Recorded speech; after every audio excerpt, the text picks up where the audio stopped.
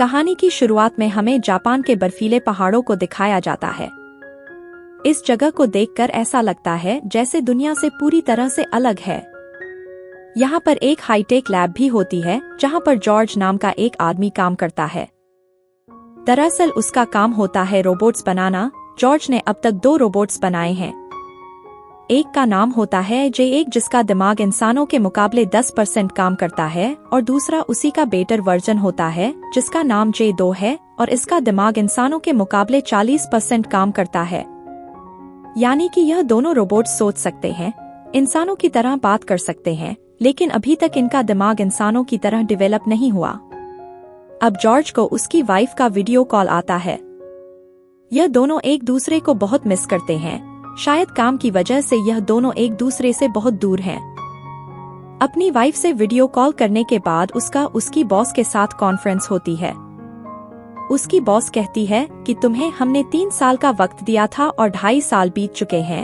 इन 2.5 सालों में तुमने मात्र J1 को बनाया है। 6 महीनों में अगर तुमने कुछ अच्छा नहीं बनाया तो हम तुम्हें तुम्हारी जॉब से निकाल देंगे। दरअसल जॉर्ज ने किसी को नहीं बताया होता कि उसने J2 भी बना दिया है और अब उसके पास मात्र 6 महीने हैं। इसके बाद जॉर्ज एक सीक्रेट कमरे में जाता है जहां पर वह J3 को बना रहा होता है। उसके दिमाग का सॉफ्टवेयर उसने पूरा कर लिया है जो कि इंसानों की तरह पूरा 100% काम करेगा। साथ ही उसने इस रोबोट को अपनी वाइफ के जैसी शक्ल दी है। दरअसल उसने अब तक जो भी J1, J2 और J3 बनाए हैं, इन सबको उसने फीमेल ही बनाया है और साथ ही इन तीनों का जो कॉन्शियस का सोर्स है वह एक ही जैसा है। यहाँ पर जब वो J3 पर काम करता है तो J2 को जेलेसी होती है, क्योंकि उसे पता है कि अगर उसने J3 को बना दिया तो उसे कोई इम्पोर्टेंस नहीं मिलेगी। दरअसल J2 का जो दिमाग है वह एक टीनेजर की तरह है, क्योंकि उसका दिमाग 40% पर ही अब तक डेवलप हुआ है। जॉर्ज J2 को समझाता है कि J3 के बनने के बाद भी मैं तुम्हें इम्पोर्टेंस दूंगा, लेकिन J2 को उस पर विश्वास नहीं है। अब एक सुबह जॉर्ज देखता है किसी ने दरवाजे को खोल दिया है, जिस वजह से एक वुल्फ अंदर आ गया। वह वुल्फ को तो भगा देता है, लेकिन उसे समझ में आ जाता है कि सिक्योरिटी के साथ किसी ने छेड़छाड़ की है, जबकि उसके अलावा इस लैब में कोई और नहीं है सिवाय J1 और J2 के। वह J2 इस बारे में पूछता है, लेकिन J2 साफ साफ मना कर देती है कि उसने सिक्योरिटी के साथ कोई छेड़छाड़ नहीं की। अब जॉर्ज से मिलने के लिए यहाँ पर कुछ लोग आने वाले हैं, इसीलिए जॉर्ज J1 और J2 को छुपा देता है। साथ ही वह ब्रिज को कनेक्ट कर देता है। दरअसल किसी को भी अगर लैब तक आना है तो उसे एक ब्रिज से होकर आना होगा जिसे कनेक्ट और डिस्कनेक्ट किया जा सकता है, और अब उसके गेस्ट लैब के अंदर आ जाते हैं। दरअसल यह एक कंपनी से आए हैं जिस कंपनी का नाम आर्काइव है, और इनकी बातों से हमें पता चलता है कि आज से कई साल पहले जॉर्ज की कार का एक्सीडेंट हुआ था, जिस एक्सीडेंट में उसकी पत्नी की मृत्यु हो गई थी। और इस कंपनी का काम होता है कि किसी भी मरे हुए इंसान की कॉन्शियस को एक बॉक्स के अंदर डाल देना ताकि उसके अपने रिलेटिव्स से बातें कर सकें, और ऐसा सिर्फ 200 घंटों तक किया जा सकता है। यानी कि 200 घंटों की वीडियो कॉल्स के बाद वो कॉन्शियस अपने आप ही खत्म हो जाएगी। जॉर्ज ने भी अपनी पत्नी की कॉन्शियस को एक बॉक्स में डलवाया था जिसके थ्रू वह उसे वीडियो कॉल करता है, लेकिन अब सिस्टम में कुछ एरर आने की वजह से वह अपनी वाइफ से कांटेक्ट नहीं कर पा रहा होता। जब भी उसकी वाइफ कॉल करती है तभी वह उससे बात कर पाता है, और वैसे भी अब उसके 200 घंटे पूरे होने वाले हैं, जिसके बाद शायद वह अपनी पत्नी को वीडियो कॉल कभी ना कर पाए। अभी आर्काइव को चेक करते पता चलता है कि आर्काइव के साथ किसी ने छेड़खानी की है। वह समझ जाते हैं कि यह जॉर्ज का काम है। हालांकि वह अपने आर्काइव को ले जाना चाहते हैं, पर जॉर्ज कहता है कि नहीं, मैं अपनी पत्नी की कॉन्शियस को कहीं नहीं ले जाने दूंगा। अब यहाँ पर जो बॉस होता है वह जॉर्ज को कहता है कि ठीक है, तुम इसे अपने पास रख सकते हो, और वहाँ से वह चला जाता है। दरअसल आर्काइव के साथ छेड़खानी की किसी को परमिशन नहीं होती, लेकिन जॉर्ज ने सच में अपनी पत्नी की कॉन्शियस को वहाँ से कॉपी करके अपने J1, J2 और J3 प्रोजेक्ट में डाला था। इसका मतलब यह है कि उन रोबोट्स के अंदर उसी की वाइफ की कॉन्शियसनेस है, यानी कि वो रोबोट के रूप में अपनी पत्नी को एक बार फिर से जिंदा करना चाहता है। वह J3 पर काम करना शुरू करता है। वह देखता है कि उसका दिमाग अच्छे से काम कर रहा है। वह अपने आसपास की हर एक चीज को अच्छे से सेंस कर सकती है। वह J1 और J2 से भी मिलती है, जिनसे मिलकर उसे खुशी होती है, लेकिन J2 J3 को बिल्कुल पसंद नहीं करती। अब अगले दिन जॉर्ज जब बाहर जाता है तो उसे एक फ्लाइंग ऑब्जेक्ट दिखता है। तभी J3 उसे कॉल करके बताती है कि लैब में पावर कट हुआ है। वह जल्दी से लैब में आता है। दरअसल लैब बहुत पुरानी है, इसीलिए यहाँ पर इस तरह की चीजें होती रहती हैं। अब जॉर्ज अपने बॉस के कहने पर एक आदमी से मिलता है जो कि सिक्योरिटी प्रोवाइडर होता है। वह जॉर्ज को बताता है कि तुम्हारे ऊपर नजर रखी जा रही है, हो सकता है कि कोई तुम्हारे ऊपर हमला भी करे। इसके बाद जॉर्ज वापस अपनी लैब में आ जाता है और रात को जब वो सो रहा होता है तो उसे अपनी पत्नी का सपना आता है, लेकिन तभी इमरजेंसी अलार्म बजता है जिससे उसकी नींद खुल जाती है।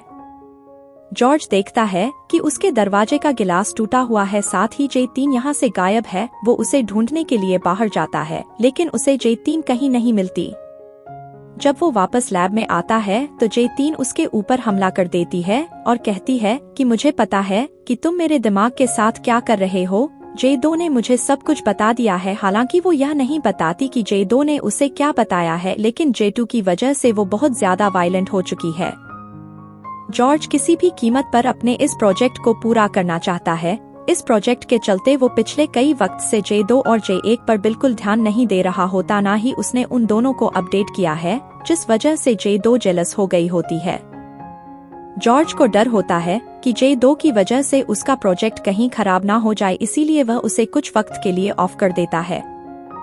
अब जॉर्ज की बॉस का कॉल आता है। वह कहती है कि आर्काइव कंपनी ने हमें लीगल नोटिस भेजा है। उनका यह मानना है कि तुम उनके आर्काइव बॉक्स के साथ छेड़खानी कर रहे हो, इसीलिए अगली बार जब भी वह तुम्हारी लैब में आएंगे तो तुम्हें वहां पर उन्हें सब कुछ दिखाना होगा।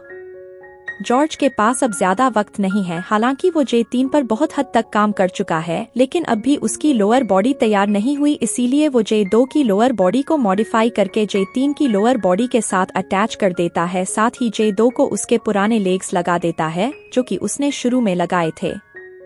अब J3 पूरी तरह से तैयार हो चुकी है और अब भी उसका माइंड 100% जॉर्ज की वाइफ की तरह नहीं हुआ। इसके लिए उसे एक फाइनल अपडेट करना होगा, जिसके बाद वह बिल्कुल जॉर्ज की वाइफ की तरह बन जाएगी। अगर आप अभी भी वीडियो एंजॉय कर रहे हैं तो वीडियो को लाइक, कमेंट और चैनल को सब्सक्राइब जरूर करें। दरअसल J3 के अंदर कुछ हद तक जॉर्ज की वाइफ की कॉन्शियंस के साथ साथ अपनी कॉन्शियंस भी है और अब जॉर्ज J2 को एक बार फिर से ऑन कर देता है, लेकिन वह उस पर ध्यान नहीं देता, जिस वजह से J2 को बहुत हर्ट होता है। वह छुप छुप कर J3 और जॉर्ज को देखती रहती है और एक दिन फ्रस्ट्रेट होकर वह पानी में डूब जाती है, जिस वजह से वह पूरी तरह से ऑफ हो जाती है। J2 के जाने के बाद J1 पूरी तरह से अकेली हो चुकी है। उसका दिमाग बच्चों की तरह है। उसे हमेशा J2 का साथ अच्छा लगता था और अब रात को जॉर्ज को सपना आता है, जिस सपने में वह उस एक्सीडेंट को देखता है जब वह ड्राइव कर रहा था। उसकी पत्नी उसके साथ थी। वह अपनी पत्नी को इसी प्रोजेक्ट के बारे में बता रहा था कि उसे जापान जाना है, जहां पर वह 3 साल तक रिसर्च करेगा, लेकिन उसकी पत्नी नहीं चाहती थी कि वह उससे दूर जाए और ठीक उसी वक्त एक्सीडेंट हो जाता है, जिसमें उसकी पत्नी की मृत्यु हो जाती है। जब वो सपना देख रहा होता है तो वहीं J3 को भी ये सब कुछ याद आ रहा होता है और अब वो जॉर्ज को बताती है कि जिस वक्त मेरा एक्सीडेंट हुआ था मैं प्रेग्नेंट थी। जॉर्ज को इस बारे में पता नहीं होता, इसीलिए आर्काइव से कॉल करके वह अपनी वाइफ से कंफर्म करना चाहता है, लेकिन उसका कॉल कनेक्ट नहीं होता।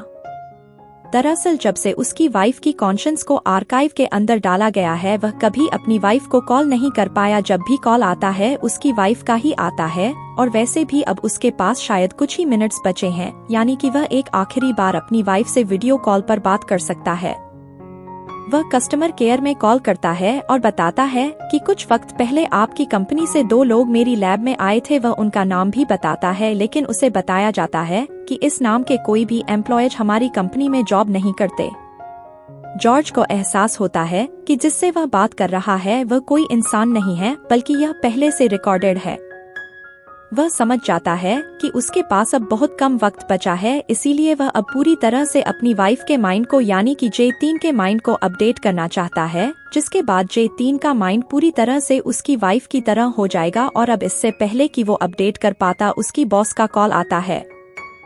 वो J3 को देख लेती है। वैसे भी पानी में J2 की बॉडी उन्हें मिल गई होती है और वह जॉर्ज को बताती है कि आर्काइव कंपनी हमारी कंपनी के ऊपर केस करने वाली है क्योंकि तुमने उनके आर्काइव के साथ छेड़खानी की है। तुमने उनके डाटा को कॉपी किया है। वह हमारी कंपनी को बंद करवाना चाहते हैं, इसीलिए हमें इस पूरी जगह को डिस्ट्रॉय करना होगा ताकि उन्हें कोई सबूत ना मिले। जॉर्ज भागकर बाहर जाता है और वो कनेक्शन को डिस्ट्रॉय कर देता है। वहीं अंदर जब J3 अकेली होती है तो जॉर्ज की वाइफ का कॉल आता है जिसे J3 रिसीव करती है और वह जॉर्ज की वाइफ को कहती है कि आर्काइव के 200 घंटे पूरे होने के बाद मैं तुम्हारे हस्बैंड जॉर्ज का ध्यान रखूंगी, तुम उसकी बिल्कुल चिंता मत करो। यह कहकर J3 फोन को डिस्कनेक्ट कर देती है, लेकिन जॉर्ज की वाइफ एक बार फिर से कॉल करती है क्योंकि उसे बात समझ नहीं आती। जॉर्ज भी अंदर आ जाता है और अब वो कॉल को रिसीव करता है। वह अपनी वाइफ से कहता है कि मैं तुम्हें बहुत सारी बातें समझा नहीं सकता, लेकिन बहुत जल्द हम मिलने वाले हैं। और यह बात J3 भी सुन लेती है। उसे समझ में नहीं आता कि जब उसकी वाइफ मर चुकी है, आर्काइव के घंटे पूरी तरह से खत्म होने वाले हैं, तो वह अपनी वाइफ से किस तरह मिलेगा। जॉर्ज उसे बताता है कि मैं तुम्हें पूरी तरह से अपडेट करने वाला हूँ, जिसके बाद मेरी वाइफ की जो कॉन्शियस आर्काइव में है पूरी तरह से तुम्हारे दिमाग में आ जाएगी और ऐसा करने से J3 की जो अपनी कॉन्शियस अपना वजूद है वह हमेशा के लिए खत्म हो जाएगा। J3 ऐसा नहीं चाहती। जॉर्ज उसे समझाता है कि मेरी वजह से एक्सीडेंट हुआ था, तुम्हारी मृत्यु हो गई थी, मुझे एक मौका दो, मैं तुम्हें एक बार फिर से इस बॉडी में जिंदा करना चाहता हूँ। और ठीक इसी वक्त उसकी बॉस के जो लोग होते हैं यहाँ पर इस जगह को डिस्ट्रॉय करने के लिए आ जाते हैं। इससे पहले कि वह जॉर्ज और J3 तक पहुँचते, जॉर्ज J3 को मना लेता है और अब वो उसके सिस्टम को, उसके ब्रेन को, सॉफ्टवेयर को अपडेट करता है, जिसमें उसे बहुत पेन होता है। यह पेन इतना ज्यादा होता है कि वह बेहोश हो जाती है और जैसे ही सॉफ्टवेयर अपडेट होता है तो वो लोग जो इस जगह को डिस्ट्रॉय करने के लिए आए थे वो अपने आप ही गायब हो जाते हैं। और अब कुछ देर के बाद J3 को होश आ जाता है। वह पूरी तरह से उसकी वाइफ बन चुकी है, यानी कि उसके अंदर जो पहले अपनी कॉन्शियस थी वह खत्म हो चुकी है। वह पूरी तरह से उसकी वाइफ बन चुकी है। साथ ही बार बार आर्काइव से एक बार फिर से उसकी वाइफ का कॉल आ रहा होता है। जॉर्ज को समझ में नहीं आता कि जब उसने पूरी की पूरी कॉन्शियस को J3 के अंदर ट्रांसफर कर दिया है तो उसे आर्काइव से कॉल कौन कर रहा है। J3 उसे कॉल रिसीव करने से मना करती है। जॉर्ज कॉल को रिसीव करता है। यह उसकी वाइफ का कॉल होता है। वह कहती है कि शायद हमारी जिंदगी के कुछ आखिरी मिनट्स हैं, इसके बाद आर्काइव का टाइम हमेशा के लिए खत्म हो जाएगा, हम कभी एक दूसरे से बात नहीं कर पाएंगे। जॉर्ज फोन पर एक बच्ची की आवाज भी सुनता है जो कि उसकी बेटी की आवाज है। और यहाँ पर हमें पता चलता है कि एक्सीडेंट में जॉर्ज की वाइफ की नहीं बल्कि जॉर्ज की मृत्यु हुई थी। उसकी वाइफ आज भी जिंदा है, जिसने एक बेटी को जन्म दिया और वह अपनी बेटी को पाल रही है, वह भी असली दुनिया में। जबकि जॉर्ज जिसकी मृत्यु हो चुकी है उसका सिर्फ दिमाग जिंदा है। और अब तक जॉर्ज के साथ जो कुछ हो रहा था, जिस तरह से वह J1, J2 और J3 को बना रहा था, यह सिर्फ उसके अपने दिमाग की कल्पना है। और अब इस आर्काइव का टाइम खत्म होने वाला है, इसीलिए उसका दिमाग अलग अलग तरह से हेलुसिनेट कर रहा होता है कि कैसे उसकी बॉस इस जगह को डिस्ट्रॉय करने वाली है। उसकी बॉस को पता चल चुका है कि वह आर्काइव से छेड़खानी कर रहा है। दरअसल उसका दिमाग मरना नहीं चाहता, लेकिन अब वो चाहकर भी अपने दिमाग को जिंदा नहीं रख सकता। उसे हमेशा के लिए जाना होगा। साथ ही वह कभी अपनी वाइफ को कॉल नहीं कर पाएगा क्योंकि खुद उसका दिमाग आर्काइव के अंदर था। उसकी वाइफ जो कि रियल वर्ल्ड में जिंदा है, जब वो चाहती थी तभी वो उसे कॉल करती थी और जॉर्ज के दिमाग को ऐसा लगता था कि सिस्टम में कुछ ना कुछ खराबी है, जिस वजह से वह अपनी वाइफ को कॉल नहीं कर पाता। जबकि सच्चाई यह है कि उसकी मृत्यु हो चुकी है और अब 200 घंटे भी पूरे हो चुके हैं, यानी कि अब वह शून्य में जाने वाला है। तो यह थी पूरी कहानी इस फिल्म की। उम्मीद करते हैं कि यह कहानी आपको पसंद आई होगी।